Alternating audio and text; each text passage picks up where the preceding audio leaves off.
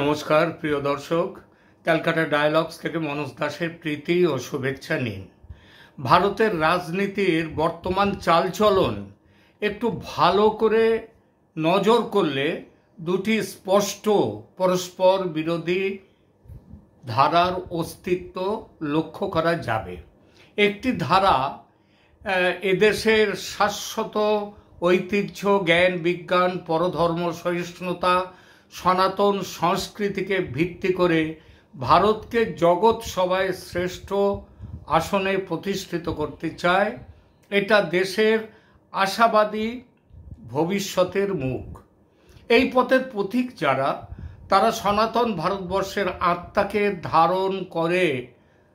ধারণ করে থাকে তাদের রাজনীতির দিক চিহ্ন হিসাবে অবশ্যই, কিন্তু তাই বলে এদের পরিচয় ধর্মীয় দল বলে কিংবা ধর্মীয় রাজনীতি বলে আখ্যায়িত করাটা ভুল। কারণ সনাতন ধর্মটাই এক। এটা একটা ভারতের সুপ্রিম কোর্ট পর্যন্ত বলে দিয়েছে যে সনাতন ধর্ম বা হিন্দু ধর্ম এটা কখনো বিশেষ ধর্ম নয়, এটা এ ওয়ে অফ লাইফ, জীবন ধারণের বা জীবনচর্যার একটি অংশ বা একটি ধারা, বিশেষ ধারা। এদের সেই জন্যই সনাতন ধর্মের মূল কথা কোনো বিশেষ ধর্মমতকে বিশেষভাবে তুষ্টিকরণ করা নয়, সবার প্রতি সমভাব ও সমদৃষ্টি রাখা। এই সবার প্রতি সমভাব এবং সমদৃষ্টি রাখা, সবার কথা বলা, এটাই সনাতন ধর্মের বিশেষত্ব। এই জন্যই সনাতন ধর্মশাস্ত্র বলেছে কি, সর্বে ভবন্তু সুখিনঃ, সর্বে সন্তু নিরাময়া, সর্বে ভদ্রাণি পশ্যন্তু। এই জন্যই বলা সকলেই সুখী হোক, সকলেই অসুস্থতা থেকে মুক্তি হোক, সবাই দেখুক শুভ বা মঙ্গল। সেটা কি? একদিকে এই বিশেষ ধারা যারা ভারতের সর্বাঙ্গীন বিকাশের পক্ষভুক্ত, আর একদিকে আছে এই অবধারণার বিরোধী যারা, তারা ধর্মীয় কিংবা রাজনৈতিক অধিকারের আড়ালে দেশে বিশৃঙ্খলা তৈরি করে নিজেদের সংকীর্ণ রাজনৈতিক স্বার্থ রক্ষা করতে চায় দেশের স্বার্থ বিসর্জন দিয়ে। এই দ্বিতীয় অবধারণার পক্ষভুক্ত রাজনৈতিক শক্তি পশ্চিমবঙ্গের বর্তমান শাসক মমতা ব্যানার্জি, এবং তার শাসনে পশ্চিমবঙ্গ কিভাবে জ্বলছে সেটা সারা দেশ আজ দেখছে। একজন শাসক কতটা অপরিণামদর্শী, কতটা অমানবিক, ক্রূর ও তুষ্টিকরণের রাজনীতি নিয়ে কত নিচে নামতে পারে তার জ্বলন্ত উদাহরণ পশ্চিমবঙ্গ। মুর্শিদাবাদ জেলার এক বিস্তৃত অঞ্চলের হিন্দু জনসাধারণ তাদের ঘরবাড়ি ছেড়ে পালিয়ে এসে আশ্রয় নিয়েছে পার্শ্ববর্তী মালদা জেলার বৈষ্ণবনগরের আশ্রয় শিবিরে। বহু মানুষ তারা রাজ্য ছেড়ে তারা ঝাড়খণ্ড ইত্যাদি জায়গায় চলে গেছে পাশের রাজ্যে। তো গতকাল রাজ্যের রাজ্যপাল সিবি আনন্দ বোস তিনি গিয়েছিলেন আশ্রয় শিবির পরিদর্শনে। রাজ্যের মুখ্যমন্ত্রী তাকে অনুরোধ করেছিলেন না যাওয়ার জন্য, রাজ্যপাল সেই অনুরোধ অগ্রাহ্য করে চলে গিয়েছিলেন। তাকে থামাতে না পেরে রাজ্যের মমতা ব্যানার্জি কি করলেন, তার সরকার আপ্রাণ চেষ্টা করল যাতে অত্যাচারের ঘটনা যতটা সম্ভব চেপে রাখা যায় তার জন্য। এই চেপে রাখার প্রচেষ্টার প্রধান কৌশল হলো যাতে শিবিরের অত্যাচারিত মানুষজন রাজ্যপালের সফর উপলক্ষে যাওয়া সংবাদ মাধ্যমের প্রতিনিধিদের শিবিরের বাইরে আটকে রাখা, যাতে রাজ্যপালের কাছে বলা অত্যাচারের ঘটনা তার বিস্তৃত খবর সাংবাদিকরা জানতে না পারে এবং রোমহর্ষক সেসব ঘটনা, মর্মন্তুদ ঘটনা বাইরে যাতে না আসতে পারে, তার জন্যে এই সরকারের, রাজ্য সরকারের পুলিশ সর্বাত্মক চেষ্টা কাল চালিয়ে গেছে। এই প্রচেষ্টা যে আজ প্রথম শুরু হচ্ছে তা নয়। শিবিরে আশ্রয় পাওয়া মানুষদের অনেকেই অভিযোগ করেছেন যে বৈষ্ণবনগরের যে স্কুলে তারা আশ্রয় পেয়েছেন তার চারদিকে কড়া পাহারা বসিয়েছে রাজ্য পুলিশ, কাউকে বাইরে যেতে দেয়া হচ্ছে না। এ যেন কোনো ত্রাণ শিবির নয়, বন্দিশালা। কেন এমন অবস্থা? তার চটজলদি জবাব আছে প্রশাসনের কাছে।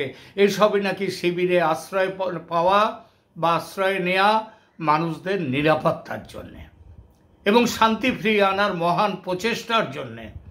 এটা যে শাক দিয়ে পচা মাছ ঢাকার ব্যর্থ চেষ্টা, সেটা আজ বেরিয়ে পড়ল একেবারে নগ্নভাবে। রাজ্যপালের সফর উপলক্ষে যাওয়া মিডিয়াকে আটকে দেওয়ার সব প্রচেষ্টা আজ ব্যর্থ হলো শিবিরে থাকা মানুষদের প্রবল প্রতিবাদের ফলে।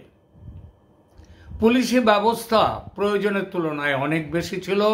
তারা ব্যারিকেড করে আটকে রাখার চেষ্টা করেছিল শিবিরে থাকা মানুষদের। তার আগে ভেতরে যেতে দেয়নি সাংবাদিকদের, কিন্তু শিবিরের মানুষদের চাপে ভাঙল পুলিশের সেই ব্যারিকেড। মহিলাদের প্রবল জনস্রোতের চাপে পুলিশ বাধ্য হলো অবরোধ তুলে নিতে।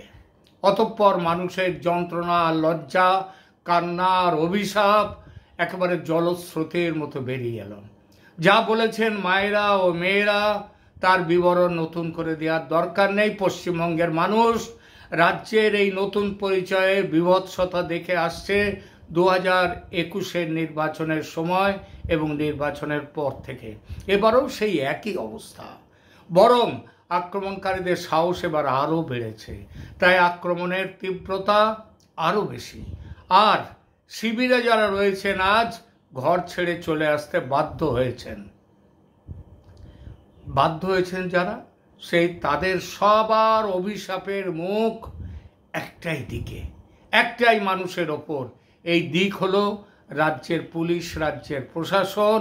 আর যে মানুষটির ওপর বর্ষিত হচ্ছে সবার সব অভিশাপ, তিনি এই রাজ্যের মহিলা মুখ্যমন্ত্রী শ্রীমতী মমতা বন্দ্যোপাধ্যায়, যিনি নিজের রক্ত মাখা নখ দাঁত লুকোবার চেষ্টায় সেই পুরনো অভ্যাস অন্যের ঘাড়ে দোষ চাপাবার খেলা খেলে বেড়াচ্ছেন। কখনো বলছেন বিএসএফ বর্ডার খুলে দিয়ে বাংলাদেশ থেকে দুর্বৃত্তদের মুর্শিদাবাদে এনে হিন্দুদের ওপর আক্রমণ করিয়েছে।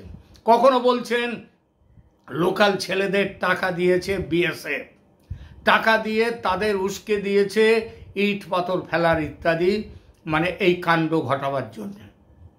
কখনো দোষ চাপাচ্ছেন বিজেপির ঘাড়ে, বলছে তার সরকারকে বরখাস্ত করার জন্যই নাকি এসব করছে কেন্দ্রের বিজেপি সরকার। মিথ্যে কথা বলার, মিথ্যে নাটক করার একটা সীমা আছে।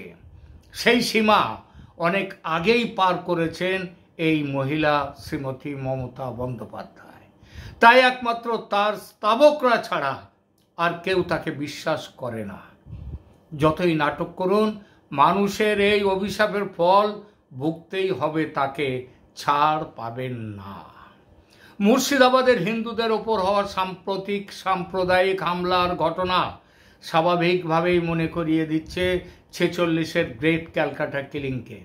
বোঝা যাচ্ছে সম্প্রীতি নিয়ে গাল ভরা অনেক কথা বলা হলেও বাস্তবের জমিতে তার প্রতিফলন অন্তত এই রাজ্যে খুব একটা দেখা যাচ্ছে না। আদৌ দেখা যাচ্ছে না বলাটাও বললেও বোধহয় সেটা খুব ভুল বলা হবে না। অথচ ভারতের অন্যত্র মুসলমানরা থাকলেও পশ্চিমবঙ্গে ওয়াকফ সংশোধন আইন নিয়ে প্রতিবাদের নামে যা ঘটল, এমন হিংসাত্মক ঘটনা আর কোথাও ঘটেনি। কারণ এখানে এই ঘটনা ঘটেছে এখানকার শাসকের ইচ্ছায় ও প্রশ্রয়ে, ঘটেছে মমতা বন্দ্যোপাধ্যায় চেয়েছেন বলে। এটাই তার রাজনীতি। অতীতে বারবার ঘটেছে, এমনটা এখনো ঘটে চলেছে। পশ্চিমবঙ্গে কি হয়েছে বা কি হচ্ছে সেটা আর কোনো আলোচনার বিষয় নয় এখন, কারণ মানুষ সেটা জেনেছে। আলোচনার বিষয় হলো কি করা উচিত পশ্চিমবঙ্গে, কি করলে এই কাণ্ড ভবিষ্যতে এই ধরনের ঘটনা বন্ধ হবে। সেটা বলেছেন যে উত্তরপ্রদেশের মুখ্যমন্ত্রী आदित्यनाथ जोगी। सुनुन तार कथा। इन दंगाइयों का उपचार ही डंडा है, बिना डंडे के मानेंगे नहीं।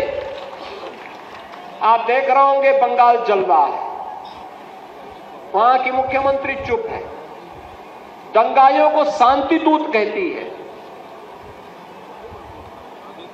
अरे लातों के भूत बातों से कहां मानने वाले हैं।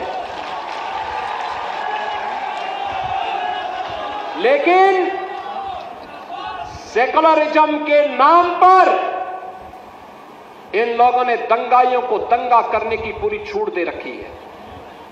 पूरा मुर्शिदाबाद पिछले एक सप्ताह से चल रहा है, सरकार मौन है।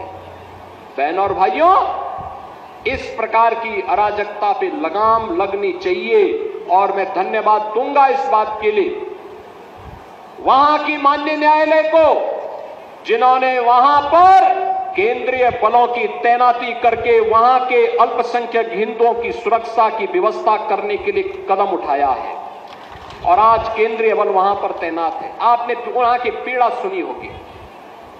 सब लोग मौन है, कांग्रेस मौन है मुर्शिदाबाद के दंगों पर, कांग्रेस मौन है, समाजवादी पार्टी मौन है।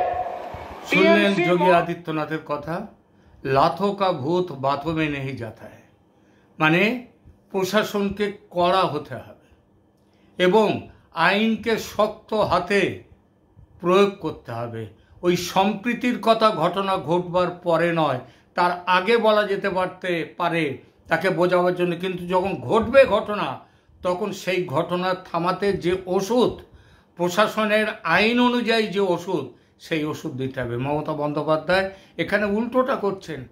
তিনি কেন্দ্রীয় আইনকে বলছেন ওকে আইনকে আমরা আমার রাজ্যে প্রচার হতে দেব না। আর সুপ্রিম কোর্টে আছে আইন, সুপ্রিম কোর্ট থেকে ইন্টারিম অর্ডার দিয়েছে, সেটা পরে যখন ফাইনাল অর্ডার হবে সেই অর্ডারে কি আসে সেটা দেখা যাবে। কিন্তু তার আগেই বলছেন আমার রাজ্যে আমি চালু হতে দেব না, দিয়ে কি হচ্ছে তিনি উস্কে দিচ্ছেন যে করো এগুলো, কারণ তার রাজনীতি হচ্ছে এইটাই। সেই জন্যই যোগী আদিত্যনাথ বলেছেন দাঙ্গাবাজদের জন্য ওষুধ একটাই, সেটা হলো দাঙ্গা, ডান্ডা, কঠোরভাবে আইনের শাসন। মমতা এর উত্তরে যোগীকে যা বলেছেন সেটা হচ্ছে তার ব্যক্তিগত নোংরামির মতো, তার মুখ থেকে যেরকম নোংরা কথা বেরোয় সেই কথাই। ব্যক্তিগতভাবে তিনি যোগীকে আক্রমণ করেছেন, কারণ তিনি বলেছেন যোগী না ও ভোগী। তিনি প্রধানমন্ত্রী হওয়ার আশায় নাকি যোগী এইসব বলছেন, এইসব কথাবার্তা বলেছেন। ব্যক্তিগত আক্রমণে নেমেছেন এই জন্যেই মমতা যে তার কিছু আর বলার নেই, কারণ তার মুখোশ খুলে গেছে। এতদিন প্রধানমন্ত্রী স্বরাষ্ট্রমন্ত্রীকে নোংরা ভাষায় নানা রকম মন্তব্য করেছেন, কিন্তু সেগুলো না হয় মানা গেল যে রাজনৈতিক নেতা একে অপরের বিরুদ্ধে, যদিও সেখানেও উচিত নয়, কিন্তু কি হবে, তার কোয়ালিটি তো ওইটাই। সুতরাং তাকে তিনি ওই ভাষায় আক্রমণ করেছেন, কিন্তু এবার কোনো রাজনৈতিক আক্রমণ নয়, তিনি দেশের সুরক্ষা বাহিনীকে আক্রমণ করেছেন, বিএসএর উপরে অত্যন্ত জঘন্য আক্রমণ চালিয়েছেন। সুতরাং এবার তাকে এর ফল কিন্তু ভুগতে হবে, কারণ তার অপরাধটা এবার গর্হিত অপরাধ। এবার তিনি সহজে ছাড়া পাবেন না বলেই মনে হয়। বড় কিছু যে ঘটতে চলেছে পশ্চিমবঙ্গ নিয়ে তেমন ইঙ্গিত কিন্তু স্পষ্ট।